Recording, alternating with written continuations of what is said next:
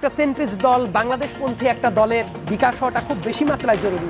এই দলটার বিকাশ যত ঘটবে এই আওয়ামী পারপেট্রেটরদের ফিরে আসার রাস্তাটা তত বন্ধ হয়ে যাবে। তফসিল ঘোষণা করা হলো, তফসিল ঘোষণার টাইমেই সরকারের ভেতর থেকে 2 জন পদত্যাগ করলো বা আরো কেউ যদি পদত্যাগ করে পরে এসে দলের প্রার্থী হয়, তার মানে কি এই যে দলটা গঠন করা হলো ফেব্রুয়ারি মাসে, এই টাইম থেকে শুরু করে এই অক্টোবর মাস পর্যন্ত তাদের বিভিন্ন অ্যাক্টের মাধ্যমে তারা কি ইনডিরেক্ট প্রচারণা চালানোর কাজে ব্যবহার করতে পারে না? ডিসেম্বরে নির্বাচনের প্রসঙ্গ আসছে, সব মহল থেকে, সরকারের মহল থেকে সবাই বলেছে ডিসেম্বরে একটা সম্ভাব্য নির্বাচনের সময়।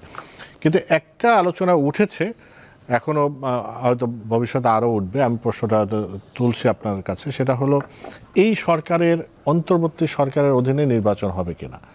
কারণটা আসছে এই জন্যে, প্রশ্নটা এই জন্য এসেছে যে সরকার অন্তর্বর্তী সরকার আছে সেই সরকার তো ছাত্রদের যারা অভ্যুত্থান করেছে তাদের নিয়োগকৃত সরকার বা ছাত্র জনতার সরকার।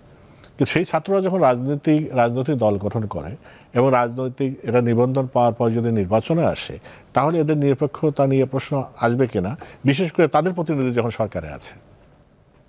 গুরুত্বপূর্ণ একটা প্রশ্ন করেছেন। একই সাথে এটাও বলে রাখা ভালো, একটা বিশেষ প্রেক্ষাপট বিবেচনায় এই সরকারটা গঠিত হয়েছিল। এই সরকারের ছাত্র প্রতিনিধি যারা ছিল তাদের ভেতরে একজন, নতুন দল যেটা আছে নাগরিক পার্টি যেটা আছে, জাতীয় নাগরিক পার্টি, তার আহ্বায়ক হিসেবে নাহিদ যখন চলে আসলো, নাহিদ তো পদত্যাগ করে চলে আসলো।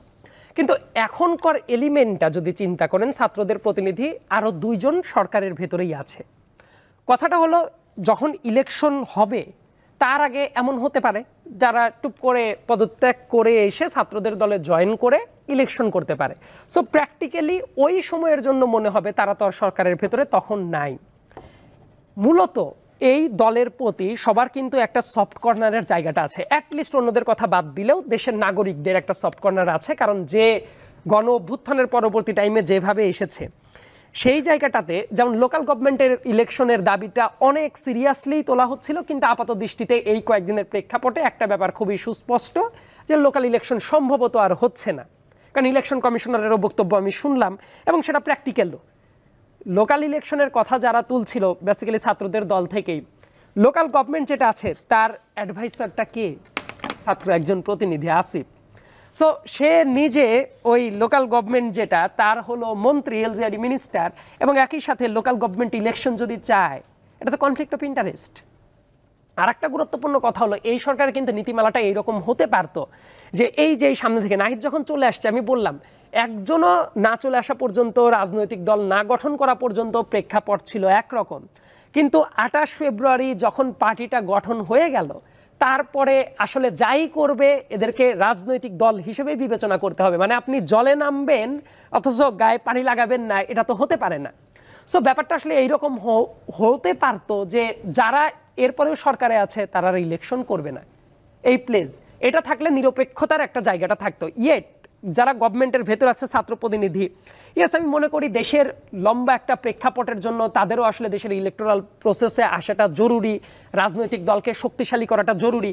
অনেকেই মনে করতে পারে তাদের বিকাশটার দরকার আছে কিনা। আমি ব্যক্তিগতভাবে মনে করি বাংলাদেশে একটা সেন্ট্রিস্ট দল, সেটা টুকটাক লেফট বা রাইট হতে পারে, একটা সেন্ট্রিস্ট দল বাংলাদেশপন্থী একটা দলের বিকাশ হওয়াটা খুব বেশি মাত্রায় জরুরি।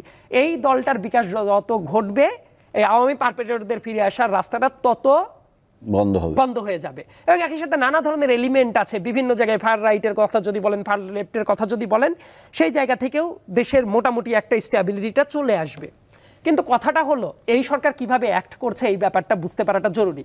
যদি দেখা যায় ছাত্রদের, এটা তার ছাত্রদের দল বলবো না আমি, আর দল পদস্থের একটা পলিটিক্যাল দল, এই পলিটিক্যাল দলের দাবি এবং সরকারের ভেতরে যারা ছাত্র উপদেষ্টা আছে তাদের দাবি এবং সরকারের দাবি প্রত্যেকটা জায়গাতেই এক, তখন কিন্তু মনে হবে তারা আসলে একটা ক্লাস্টার হয়ে তারা কাজটা করছে, এবং তখন তো নিরপেক্ষতা সিরিয়াস লেভেলে প্রবলেমেটিক হয়ে যাবে।